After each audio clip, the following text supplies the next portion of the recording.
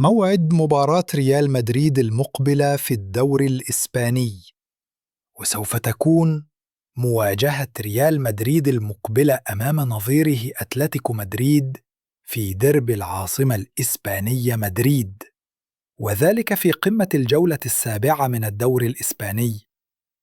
ويحل ريال مدريد ضيفاً على أتلتيكو مدريد في ملعب واندا متروبوليتانو في لقاء صعب على الفريق الملكي، والذي سيكون تحدٍ حقيقي للمدرب تشابي ألونسو.